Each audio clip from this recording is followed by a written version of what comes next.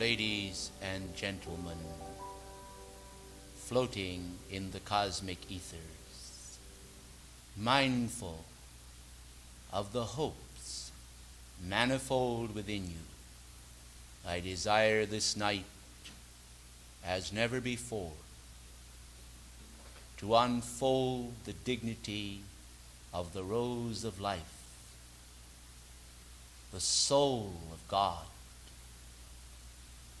in form, into a breathing awareness made known to your blessed consciousness.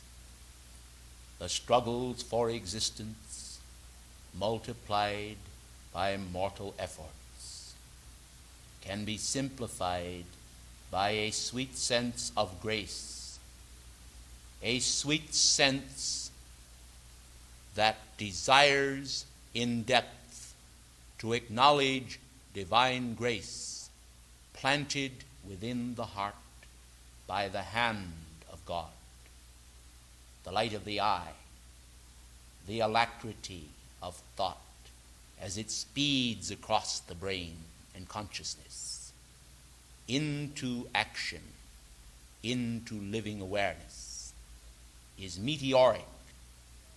It is a flash in the apparent night side of being, which comes to life and speaketh unto mankind by the power of the Logos.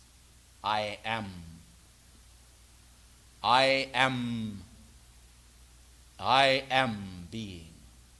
Existence, consciousness, bliss, and awareness is a series of words embodied within the name of God. For by the power of being and beingness, by the power of the I am principle of life that maketh known and manifest within the domain of the individual, the very living being of God, man is able to rise out of the limited dimensions of mortal existence until he comes face to face with a reality so dazzling, so blinding, so full of hope, that at first he cannot realize that which is manifesting within the force field of being. But as that force field begins to pulsate in the arena of world action, and greater manifestations of holy thoughts begin to pass as the pulse of the Divine One across the screen of the mind, man is aware that outside of himself, as well as within, there is an electric contact, a spark, a living flame, a breathing reality. And so he quests, and in the quest, his questions are answered by action from the divine level. Therefore, the balloons of mortal illusion are punctured by the darts of cosmic effort, and man comes to realize that there is a divine overseer interested in the development within himself of all that is holy and all that is lovely, that which will escort him out of the field of the flesh and its travail into the beauty of the divine monastic life. Please do not misconstrue my words, gracious ones, to think that I am advocating either marriage or non-marriage. I refer to a monotheism, and I refer to a monastic sense whereby man develops the sense of the oneness of his own being. The divine counterpart of that being will, of course, unite with the individual, producing the perfect pair. Those whom God himself hath united, let no man put asunder. But the end of existence is not in the concept of merely seeking for one's twin ray or pursuing some individual in embodied form, but understanding that the great monotheism, which is the requirement of the hour, is integration by both male and female of themselves with their divine presence. This union produces the fruit of holy sonship in all who are able to share in its beauty. I have had some experience, precious ones, in connection with gems, and while mankind might not certify me as a gemologist, I think that I am aware of how to produce within the heart of a gem a radiation of the sacred fire, which will cause the luster of that gem to increase many times before the eyes of man. I recall that often at the court of France, as I entered the door and my name was announced, the nobles of the court would turn and gaze upon me, primarily because of the luster in the jewels which I wore. Thus, men are often caught in the glamour of ephemeral and temporary things. But in actuality, some of these jewels, precious ones, were not at all temporary, but they were permanent manifestations of a great God flame within the heart of the gem. This process is, of course, unknown to mankind unascended, and they are incapable of producing such manifestations in the world of form.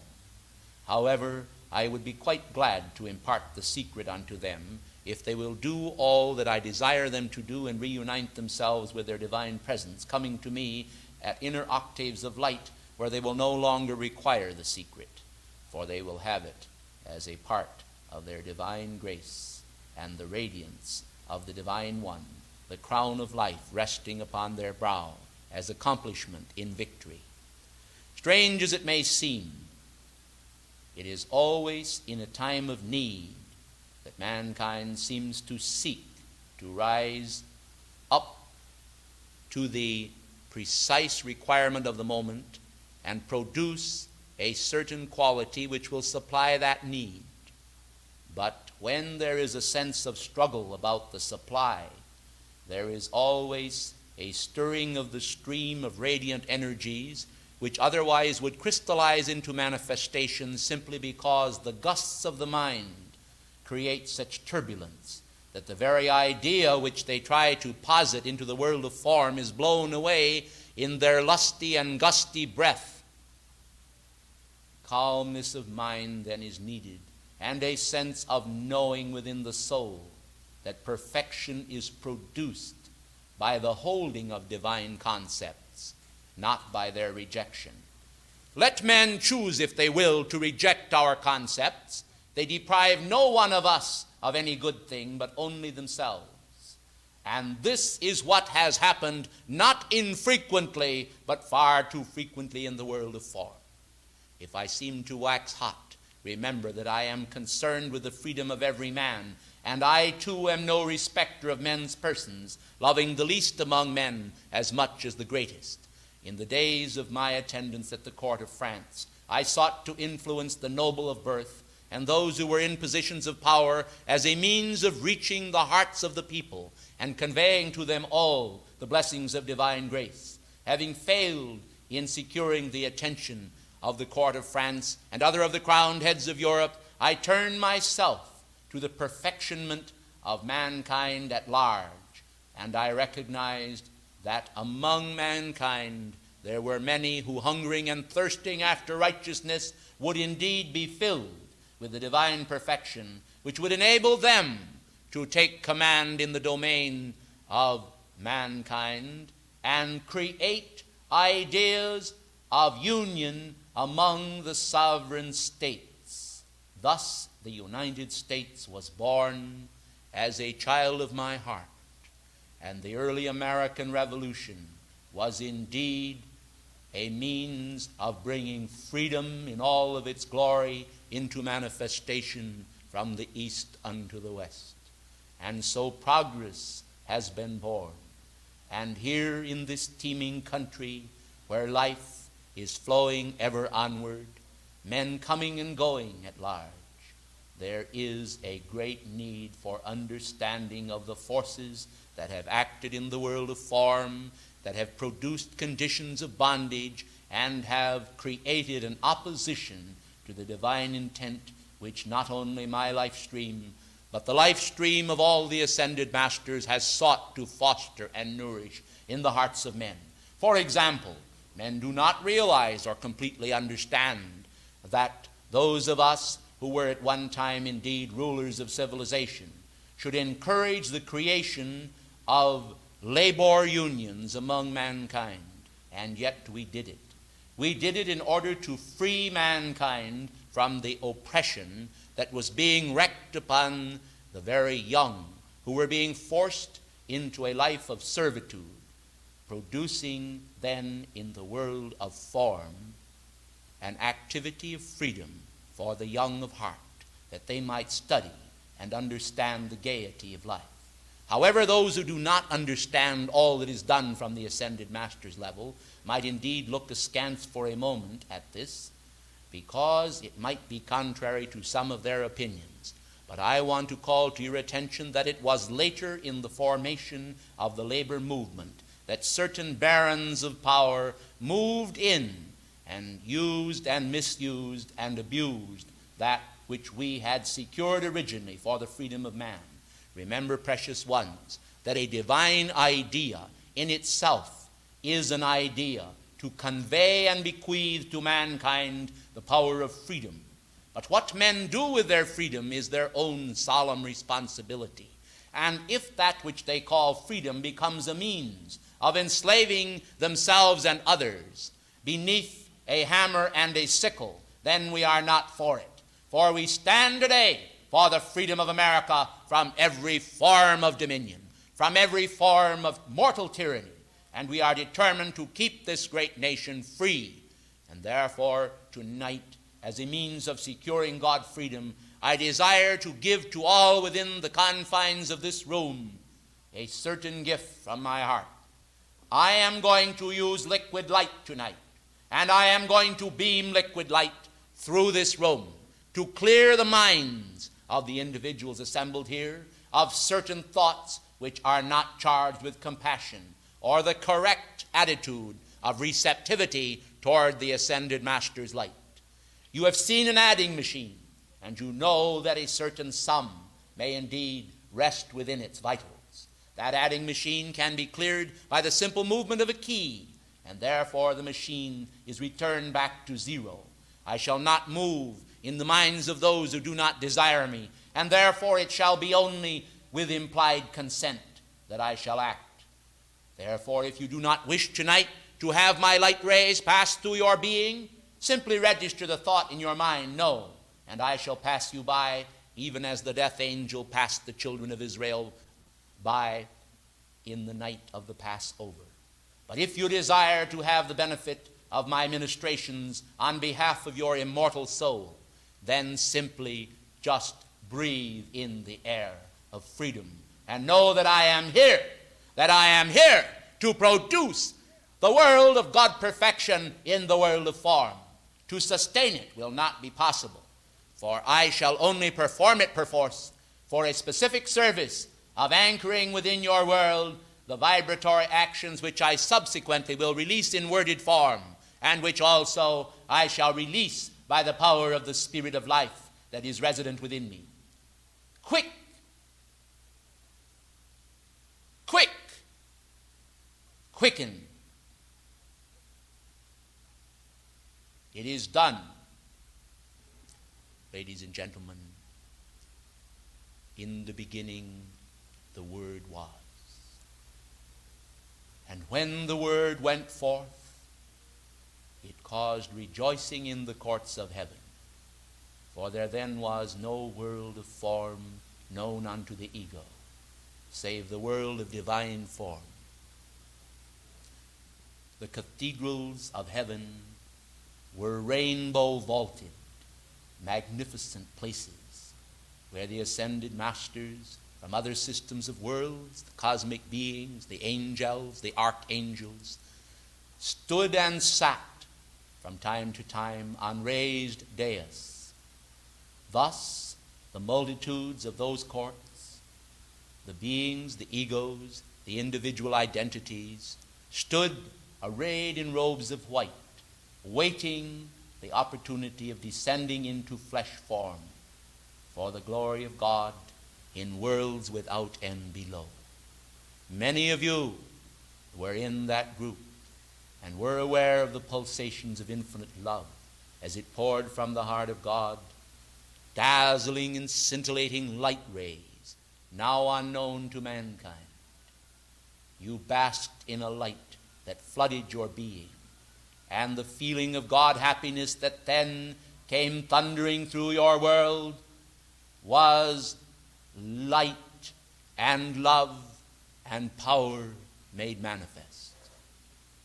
The rays of light that poured from your presence into your being gave you such happiness and peace that no worded description can ever convey to the mind, but only the divine feeling, those moments of celestial bliss when you abode in the consciousness of God, when the divine radiance was very nigh and there was no sense of limitation in your world, when doubt did not exist and fear and all of the human qualities which are foibles of mortal fallacy.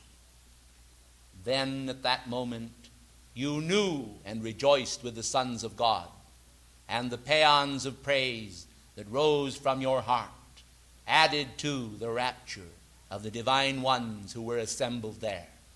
I cannot create for you these images and bring them to life. You must recreate for yourself from the halls of divine memory those precious moments when you communed with your own divine reality. In a consciousness of that great God freedom, I come and stand among you tonight to remind you that the world that is now appearing before the screen of your mind, the outer world of form, with all of its smoke and fury, can roll up as a scroll with the prick of an instant when the individual departs the world of form. For the celestial realms we hope, but certainly to go out of that body temple. It is not our desire that you shall go out into a realm of darkness, but into a realm of light, not as a rudderless ship or one without chart and compass, but as men and women who can respond to the call of the ancient mariner, to the call of the Ancient of Days, to the call of your own divine self, which does exist in the atmosphere right above you, and is pouring its love and light into your mortal form now in the holy name of freedom. But what of society? What of your brothers now wedded to form? What of the many who do not know? What of those who cannot comprehend? Of those who have not yet developed the mind to understand the laws of light? What of those who are idiots and in asylums? What of those who need and require the healing of divine grace to repair the breaches and weld the facets of the mind into a comprehensible whole, that light may flow over that whole and convey divine intelligence without limit? I come tonight in a spirit of cosmic invocation, and I plead with the board which you call the karmic board to raise the veil for a moment and to permit myriad angels from the realms of light and from the octaves of cosmic healing to descend into the atmosphere of this room and of this planet, and to seal and heal among you those who have certain infirmities, that there may be an activity germinal within your being which will produce the perfection of life there, even as the magnificence of the cosmic Christ manifesting through the Lord whom you call Jesus the Christ did manifest among the people of Judea the beauty and perfection of God. But remember, and I say this with solemnity, gracious ones, remember that those who were raised from the dead and those who were healed in a temporal, physical manner did indeed pass through the change called death at a later date. And therefore I advocate that you shall all understand that the greatest healing in the name of freedom which can ever come to a man is the quickening of the immortal power of God realization within his consciousness. It is not a question of human goodness. It is not a question of human qualification for divine ideals. God himself qualified you from the beginning. And mankind has misqualified the energies which God placed within the repository, within the chalice of life, which is the force field of every individual. Those energies were holy, they were pure, and they remain above you as holy, as pure chalices of light, conveying and holding in the precious causal body of man's being. The concentric color rings, which are in this chart, which show that every man has within himself the power to quicken the mortal form and to guide it as God directed in the beginning. These laws not only require study, they require application, and they are intense in their demands upon the energies of man. If man is to become completely whole, he must give his whole being to his divine presence. He cannot hold back one portion safely.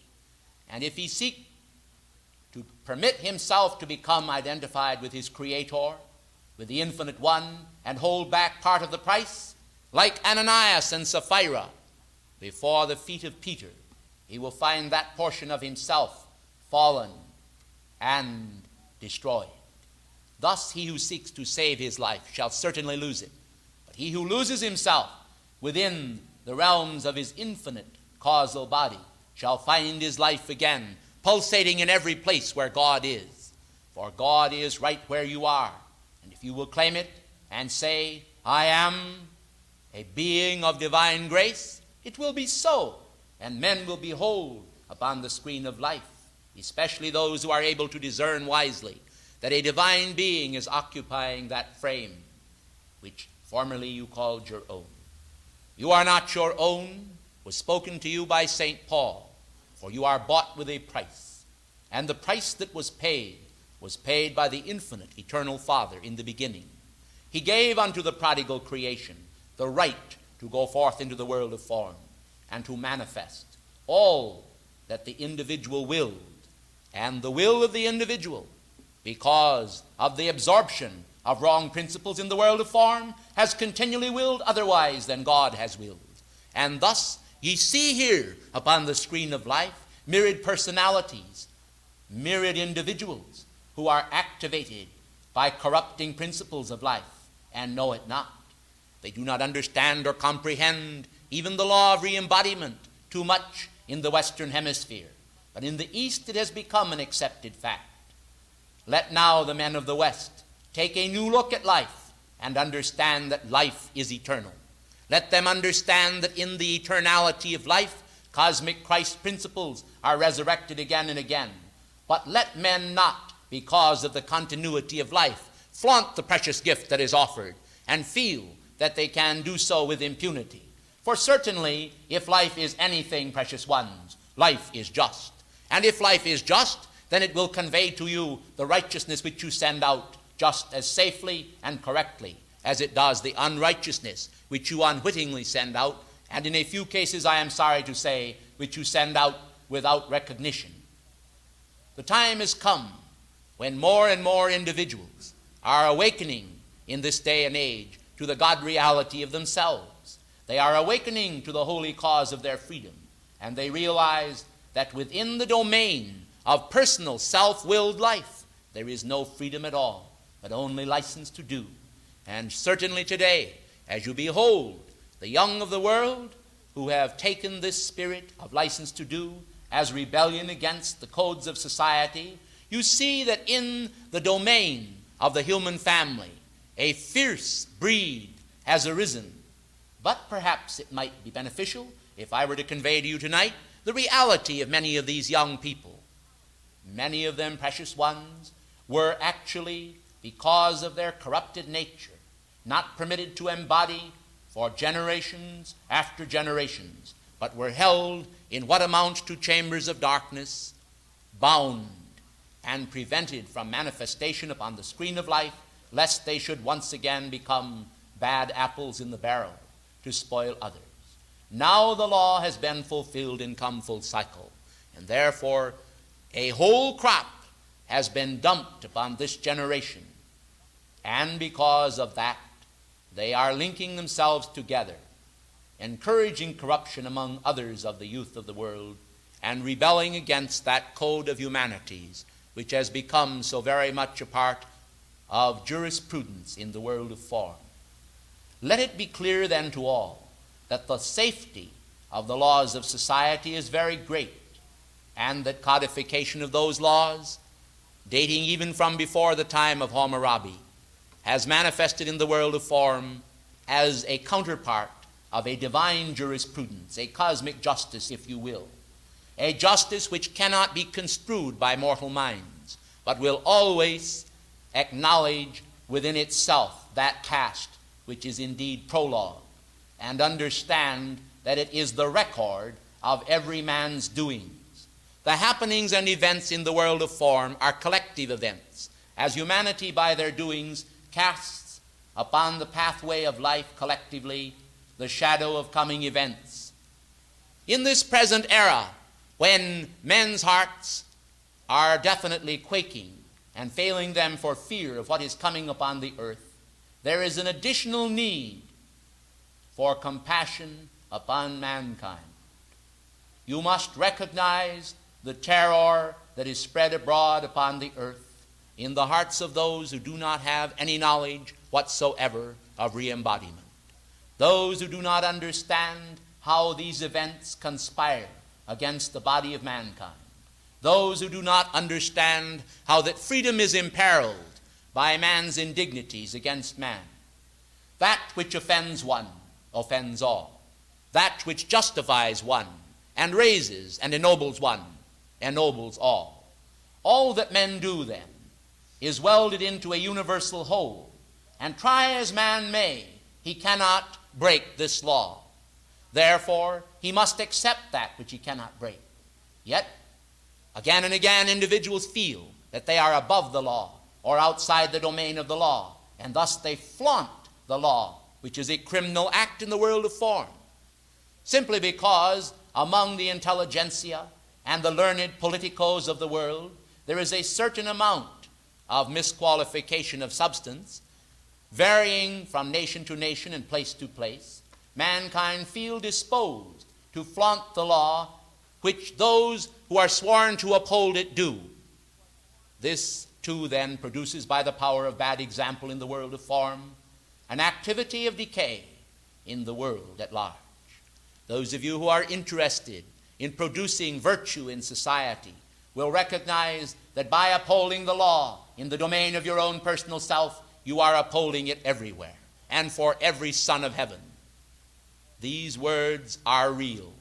They are the intent of God himself, focused through the ages and codified as divine reality. Bear then allegiance to the law of life and to the laws of God, for there is a similitude even between mortal law and respect for it, and respect for the laws of God. Remember, precious ones, that the mankind of earth have themselves, by attunement with the humanities and the spirit of humanity, brought forth, under the direction of a divine aegis, the laws which you call mortal, and which men and nations have sworn to uphold and protect. Society has moved forward through the ages, and you are standing now at the crossroads of the divine adventure, when all of the negative forces of the world that from the beginning have sought the destruction of mankind conspire now to bring to each one and to society as a whole a great cosmic test. Shall man then arise? Shall he arise to the exigencies of the occasion and be that which he is in reality? Or shall he descend into the degradation of Pompeii and to the degradation of civilizations now broken? Ladies and gentlemen, I thank you for your tribute. Won't you please be seated?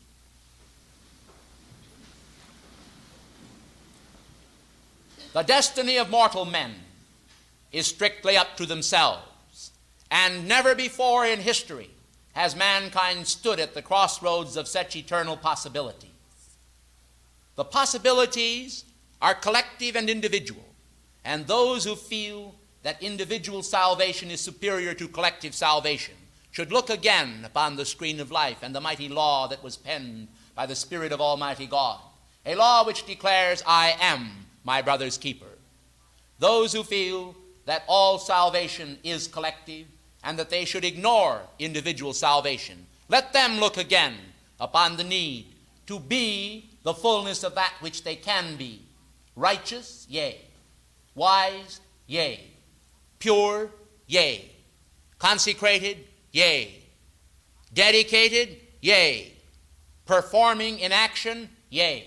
All these things men ought to be within the domain of the individual, so that the individual can arise to perform the most efficacious service possible to life. All individuals do not find themselves at a given moment capable of rendering a supreme service. All individuals cannot be at a given moment a Christ unto mankind.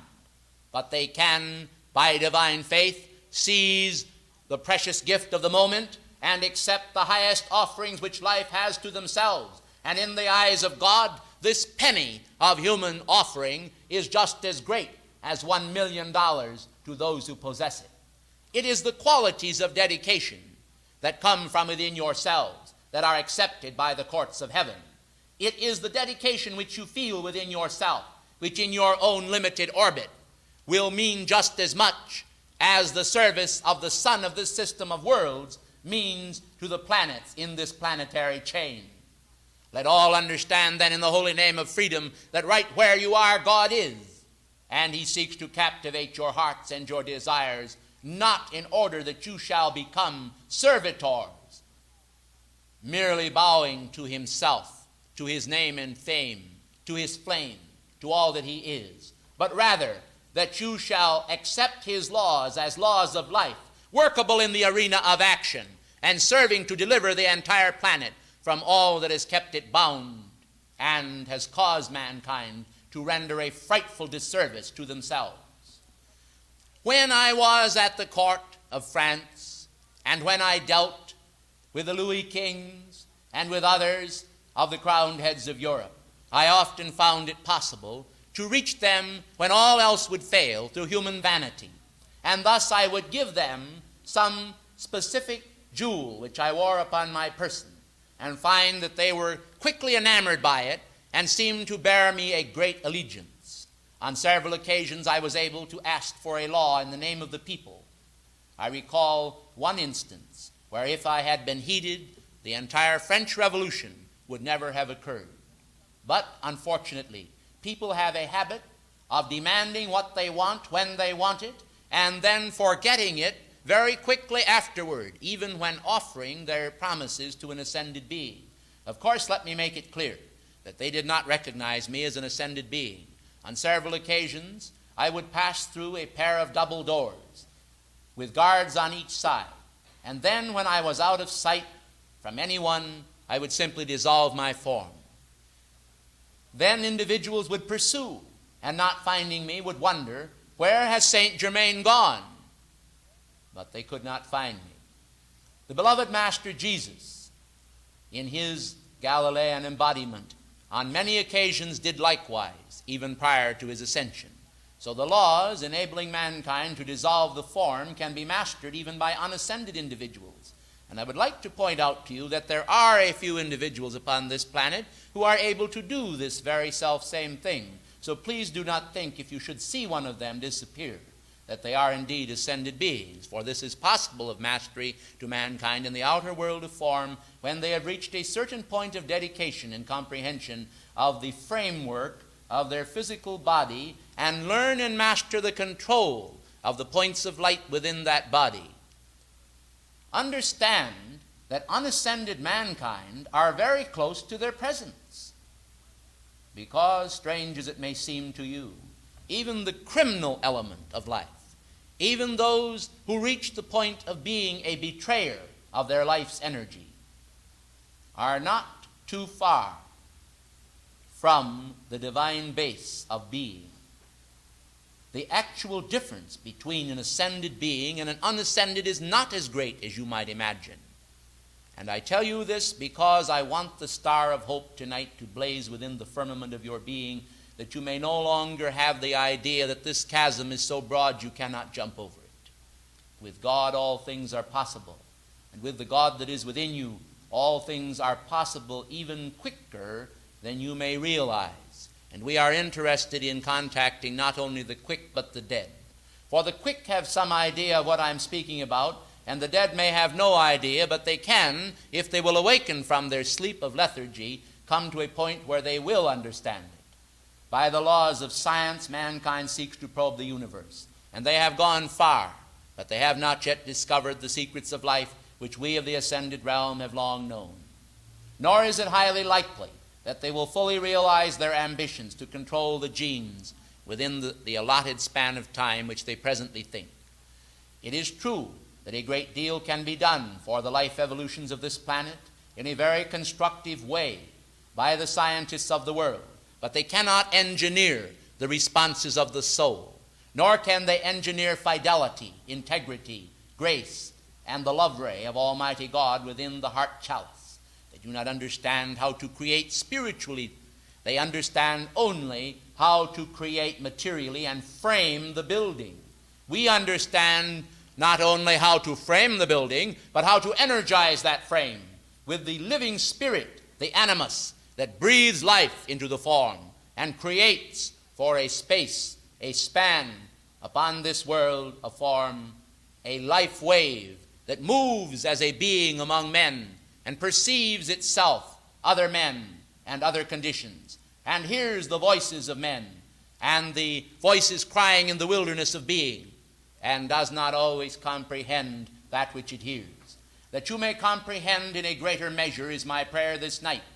For unfortunately, men have dipped their toes into the ocean and have noticed how that the cold of the ocean does sometimes numb their toes and cause a swift flow of blood to that lower member of the body temporarily, causing it to tingle. This flow in of vitality is an example which I am using to show that mankind will dip their toes into the ocean of God being and then retreat as though they were shot. What is the reason for this, precious ones? We have asked ourselves at inner levels. Are men afraid of life? Are they afraid of the ocean of God identity? Do they fear that they will indeed lose their life if they shall come in closer contact with their divine presence? What is the reason for man's desire to retreat at the precise moment when we desire to convey to them the very gifts of immortal life? And when their divine presence descends and places its loving arms around their being, there are some that very gingerly step backward as though they were afraid. Let fear now then be dispelled from mankind's heart. Would you prefer that you should depart the physical form and then find at inner levels that you were indeed a rudderless ship? Would you prefer that we would ignore your life and leave you alone to become a solitary climber upon the mountain? We think not. And therefore we continue to serve the causes of mankind's immortal freedom. We continue to pour our love light and the essence of ourself, the great God flame that we have, which has caused us to breathe the air of infinite freedom and descend into the world of form again and again to convey our felicity to mankind. Why do we do this? We do it in order that we may infuse you with vitality and with our concepts of life so that you may have your own freedom and bear the God flame in cosmic honor. This is reason enough for us. We do not ask for your purse. We do not ask even for your person. We give you your God freedom. We give you your own power of free will choice. We permit you to do as you will, but we offer ourselves in the service of the great light for the freeing of mankind. This is wholly within the framework of cosmic reason. It is not only permissive, it is permissible and desirable and infinitely superior to ignoring mankind and letting them go their collective ways to their collective destruction. Do you know, precious ones, that tomorrow evening the great divine director intends to raise the curtain upon epic cosmic events? Do you know that the great divine director intends to direct into your midst light rays of future prognostication and will show to you at inner levels a series of cosmic visions, mighty glyphs of infinite light, which will give you some concept of that which is coming unto the earth and which will give you perspective and direction in this hour of world turmoil. Well, precious ones, I may as well tell you with regret that some individuals here do not seem to possess the perspicacity or the desire to pursue the spiritual path to the extent of listening fully to that which I had intended to bring to you this night.